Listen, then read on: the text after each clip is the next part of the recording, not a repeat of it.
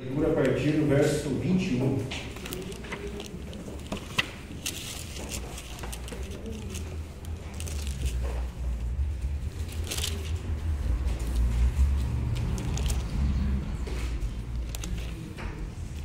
Amém? Elias dirigiu-se ao povo e disse: até quando vocês vão oscilar para um lado e para o outro? Se o Senhor é Deus, sigam-no. Mas se Baal é Deus, sigam-no. O povo, porém, nada respondeu.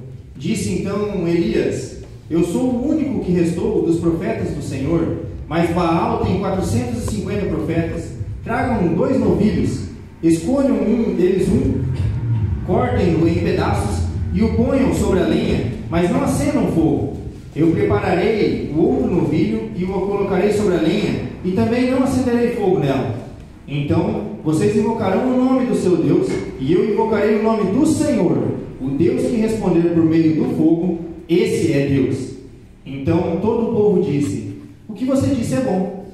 Elias disse aos profetas de Baal: escolham um dos novilhos e preparem o primeiro, visto que vocês são tantos. Clamem pelo nome do seu Deus, mas não acendam o fogo.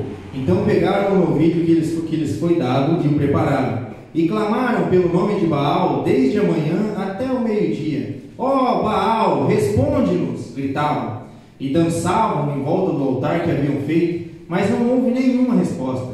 Ninguém respondeu. Ao meio-dia, Elias começou a zombar deles. Gritem mais alto, dizia. Já que ele é um Deus, quem sabe está meditando, ou ocupado, ou viajando. Talvez esteja dormindo e precise ser despertado. Então passaram a gritar ainda mais alto e a ferir-se com espadas e lanças, de acordo com o costume deles, até sangrarem. Passou o meio-dia e eles continuaram profetizando em transe até a hora do sacrifício da tarde, mas não houve resposta alguma. Ninguém respondeu, ninguém deu atenção. Então Elias disse a todo o povo: aproximem-se de mim. O povo aproximou-se, e Elias reparou o altar do Senhor, que estava em ruínas. Depois apanhou 12 pedras, uma para cada tribo dos descendentes de Jacó, a quem a palavra do Senhor tinha sido dirigida, dizendo-lhe: seu nome será Israel. Com as pedras construiu um altar em honra ao nome do Senhor, e cavou ao redor do altar uma valeta, na qual poderiam ser semeadas 2 medidas de sementes. Depois arrumou a lenha, cortou o novilho em pedaços e o pôs sobre a lenha. Então lhes disse: encham de água 4 jarras grandes e derramem sobre o holocausto e sobre a lenha. Façam novamente, disse, e eles fizeram de novo. Façam-no pela 3ª vez, ordenou, e eles o fizeram pela 3ª vez. A água escorria do altar, chegando a encher a valeta. À hora do sacrifício, o profeta Elias colocou-se à frente do altar e orou: ó Senhor, Deus de Abraão, de Isaque e de Israel, que hoje fique conhecido que tu és Deus em Israel, e que sou o teu servo, e que fiz todas essas coisas por ordem tua. Responde-me, ó Deus, responde-me, para que esse povo saiba que tu, ó Senhor, és Deus, e que fazes o coração deles voltar para ti. Então o fogo do Senhor caiu e queimou completamente o holocausto, a lenha, as pedras e o chão, e também secou totalmente a água na valeta. Quando o povo viu isso, todos caíram prostrados e gritaram: o Senhor é Deus, o Senhor é Deus. Então Elias ordenou: prendam os profetas de Baal, não deixem nenhum escapar. Eles o prenderam, e Elias os fez descer o riacho de Quizon, e lá os matou. Amém, irmãos? Amém. Se consultarmos os capítulos anteriores a esse que nós lemos, mais precisamente a partir do verso 29 do capítulo 16, podemos descobrir o contexto desse texto, o contexto expandido desse texto, que se dá em um período de grande seca em Israel. Período esse que foi determinado por Deus e profetizado pelo mesmo profeta, por Elias. Quando Israel, debaixo do reinado do rei Acabe, havia se afastado dos caminhos do Senhor. Acabe, como havia se casado com Jezabel, filha de Edbaal, rei dos Sidônios, povo esse que eram adoradores de Baal, passou a mesclar o culto ao Senhor com o culto a Baal, dedicando um templo a Baal, erigindo postes ídolos a Baal, provocando a ira do Senhor. Onde podemos perceber o quanto Deus abomina, com isso podemos perceber o quanto que Deus abomina a idolatria e não divide a sua glória com ninguém. Após profetizar essa seca, meus irmãos, o Senhor ordenou que Elias se escondesse a leste do Jordão, próximo ao riacho de Querite, ainda no território de Israel, onde seria alimentado por corvos durante a seca. Quando a água desse riacho secou, Deus ordenou que Elias fosse a Sarepta, onde ocorreu duas passagens bem conhecidas. Sarepta fica na Fenícia, onde aconteceram duas passagens bem conhecidas do Antigo Testamento. Uma delas nos dá conta que Elias pede a uma viúva que lhe traga água e pão, porém ela só tinha azeite e farinha para fazer a última refeição entre ela e o filho. E Elias insiste no pedido, dizendo para que ela não tivesse medo, e profetiza que se ela o alimentasse naquela ocasião, não faltaria azeite e farinha até o final da seca. E a outra passagem conhecida deste mesmo período é a de que o filho dessa mesma viúva morre e o Senhor o ressuscita dos mortos através do clamor de Elias. Essa passagem, meus irmãos, dá conta da primeira ressurreição de todo o relato bíblico, de toda a Bíblia. Essa foi a primeira pessoa que voltou dos mortos. Mencionei esses acontecimentos, meus irmãos, para trazer um panorama maior sobre essa mensagem, para vocês entenderem o período que Israel estava vivendo naquele momento. Entrando já no contexto mais imediato do nosso texto, Elias, que já estava há 3 anos fugindo de Acabe, recebeu uma palavra do Senhor que voltasse a ele, pois Deus iria fazer chover novamente sobre a terra. Enquanto isso, Jezabel, esposa de Acabe, estava exterminando os profetas do Senhor.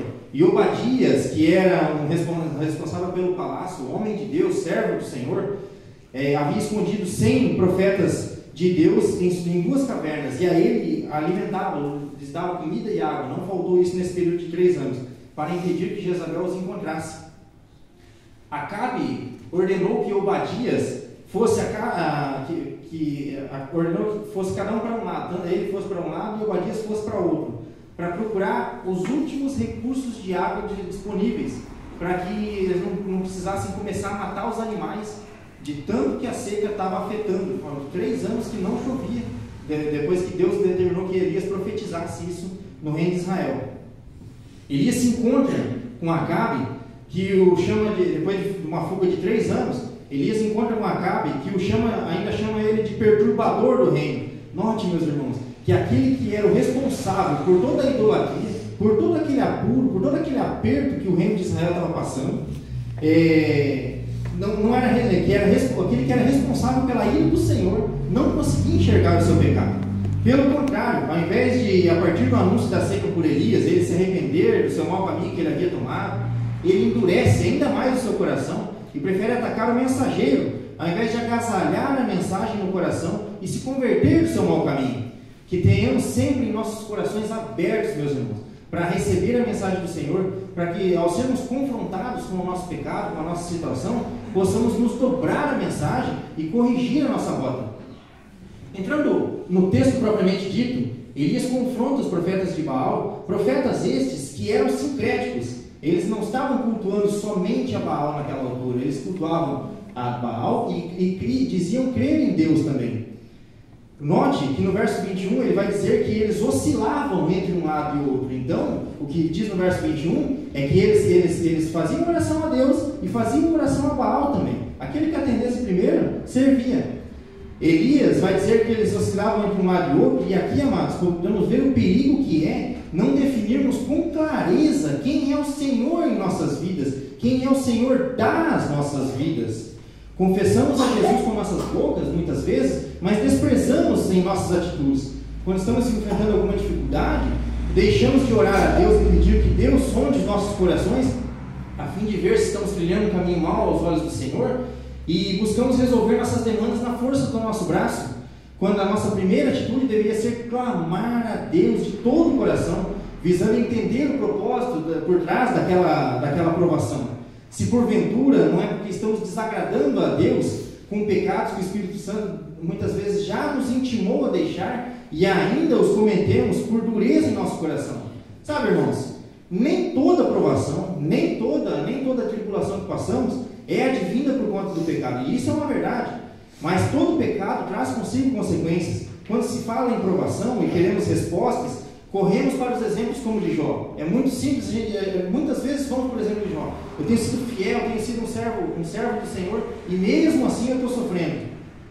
Que era fiel e foi provado. Porque temos uma tendência, ainda mais nos dias de hoje, que cada vez mais o homem é o centro, de não nos responsabilizarmos pelas nossas atitudes e nos achar bonzinhos demais e merecedores de correção. Dizemos, nossa, por que está acontecendo isso comigo? Eu tenho buscado fazer tudo certo. Será que temos mesmo? O caminho mais prático é o de nos compararmos sempre, pegarmos um personagem da Bíblia como Jó, que era justo e sofreu, mas nunca com Acabe. Já percebeu? Nunca com alguém do coração duro, nunca com alguém que está sendo exortado e não atende à exortação do Senhor. Muitas vezes nossa atitude é a mesma de Acabe e desses profetas aqui, que não se decidiam, atiravam para tudo quanto é lado, estavam passando por seca, vamos clamar a Baal e vamos clamar a Javé. Aquele que nos atender primeiro é excelente, cumpriu com o nosso objetivo, já que o que importa é como viver essa existência, esse conforto material. Pouco importa de onde vem o milagre, de onde vem a bênção. Quem é o único e verdadeiro Deus, o Criador Todo-Poderoso? Serviam a dois senhores, tipo servimos a Deus no domingo, cantamos louvores a Ele, e durante as semanas o negamos no trabalho, o negamos na família, o negamos no nosso círculo social, e ainda queremos descobrir o motivo pelo qual não chove as promessas de Deus para as nossas vidas. Elias, a partir do verso 23 até o verso 24, desafia os profetas de Baal. Eu gostaria de reler essa parte com os irmãos. Tragam 2 novilhos, escolham eles um, cortem-o em pedaços e o ponham sobre a lenha, mas não acendam fogo. Eu prepararei outro novilho e o colocarei sobre a lenha, e também não acenderei fogo nela. Então vocês invocarão o nome do seu Deus, e eu invocarei o nome do Senhor, o Deus que responder por meio do fogo. Esse é Deus. O povo concorda com o desafio, e o que se vê a partir de então são 450 homens fazendo todo tipo de ritual pagão e supersticioso, a fim de chamar a atenção de Baal para a causa deles. Como citado no verso 26, prepararam e ofereceram um novilho a Baal, clamando de manhã até o meio-dia, e obviamente ninguém respondeu. Na sequência, Elias começa a zombar deles, como podemos ver no verso 27, sugerindo que eles gritassem mais alto, atribuindo ao falso Deus deles características humanas. Quem sabe está meditando, ou ocupado, ou viajando, talvez esteja dormindo, ou precise ser despertado. E aqui essa versão da Bíblia, a NVI, é bem polida na linguagem. A Ara, por exemplo, quando se refere a esse termo aqui, que a NVI está traduzindo por ocupado, ela traduz como atendendo às necessidades. E aqui, meus irmãos, faz uma alusão clara de que Baal teria possivelmente ido ao banheiro. O popular dar uma barrigada. Imagine o quão os desrespeitados, os profetas de Baal, devem ter se sentido com uma afirmação assim. E isso indica, meus irmãos, que não devemos ter respeito algum por falsas divindades, nem medo, nem receio de confrontá-las veementemente. Tratamento esse que não devemos replicar com as pessoas que professam uma fé em falsos deuses. A esses, quando vamos evangelizá-los, devemos agir com prudência, cordialidade e zelo, para não ferir uma consciência frágil e acabar fechando e endurecendo o coração deles para o Evangelho. Mas eu digo no sentido, meus irmãos, que os falsos deuses não devem ter de nossa parte nenhum tipo de consideração. Tem pessoas, meus irmãos, que não têm medo de passar na frente de um cemitério de noite, morre de medo do vizinho que é um bandista, se vê um trabalho, uma encruzilhada, corta a volta para não passar ali. Mas tudo isso, muito disso, meus irmãos, fruto de anos de pastores sensacionalistas, televisivos, que costumavam entrevistar demônios e sugeriam que o diabo é tão poderoso que pode entrar na vida do crente. Meus irmãos, nada dessa cosmovisão animista da realidade é uma verdade. Existe na Escritura diversas pessoas que foram possuídas por demônios, como é o caso do endemoniado Gadareno, que havia uma legião deles no corpo deles. E isso, aqueles que não são lavados pelo sangue de Jesus, pelo sangue do Cordeiro, pode acontecer sim. O diabo pode sim fazer seus sinais. E nada melhor do que fazer os irmãos, fazer as pessoas crerem em um falso Deus. E eu não descarto a hipótese, meus irmãos, das pessoas que acreditam nisso, que contam ter visto e vivido experiências sobrenaturais em terreiros de umbanda, centros espíritas, candomblé e afins. Em Efésios 6,12 mesmo diz: porque não temos que lutar contra a carne e sangue, mas sim contra os principados, contra as potestades, contra os príncipes das trevas desse século, contra as hostes espirituais da maldade,